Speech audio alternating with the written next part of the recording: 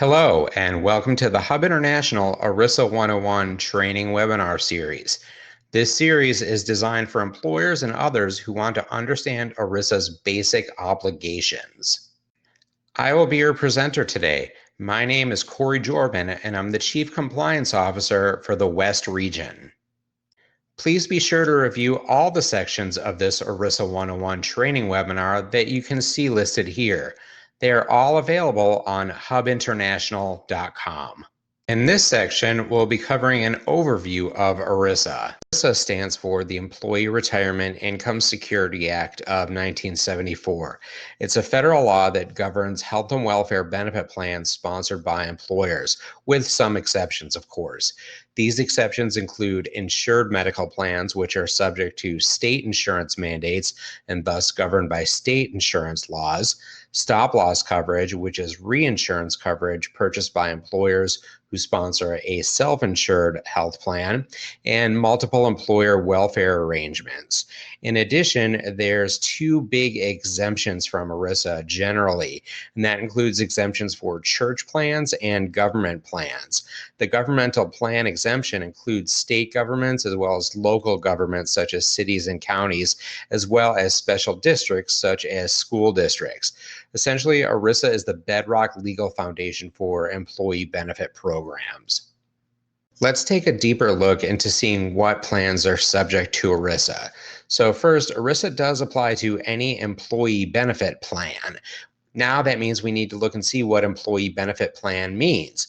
So we have a plan, fund, or program that is established or maintained by an employer or employee organization, such as a union or both, and it provides participants and beneficiaries with specified benefits through either an insurance policy, a self-insured arrangement, or a similar funding structure. Here we have a breakdown of what plans specifically are and are not subject to ERISA. So on the left, we have the plans that are subject to ERISA. This includes your medical plans, your dental plan, and your vision plan, and then also other plans such as short-term disability and long-term disability, telehealth or telemedicine, and employee assistance plans. On the right, we have plans that are not subject to ERISA, such as your premium-only plan, your dependent care assistance program, your health savings account, and your transportation fringe benefit plans. Down at the bottom, we have plans that may be subject to ERISA, which includes severance plans, voluntary products, which could be a group product or an individual product, and wellness programs. For these plans, you need to take a look at the specific characteristics of each plan to determine if ERISA will or will not apply. ERISA requires employers to have several key documents, starting with the plan document. This is the core document that establishes the plan and describes general plan provisions. Next, we have the summary plan description, which describes the terms and benefits under an ERISA plan. This, of course, needs to be distributed to employees. Then we have the summary of material modification, which must also be distributed to employees and is used to notify them of changes to the plans. Finally, down at the bottom, we have the summary annual report, which also needs to be distributed to employees, and it really summarizes the provisions that are included on Form 5500. In addition to the items that we already discussed, ERISA requires annual notices to be distributed to plan participants as well. These documents and notices must be distributed in a method reasonably calculated to ensure actual receipt and likely to result in full distribution. The good news for employers is that they don't need to prove actual receipt. The DOL has also provided several methods for distribution that fall under their safe harbor. These methods include first-class mail, as well as second and third-class mail, hand delivery in a workplace, inserts in company publications, and electronic delivery, so long as certain requirements are met. We know that ERISA requires employers to distribute annual notices and other information, but it also places other obligations on employers as well.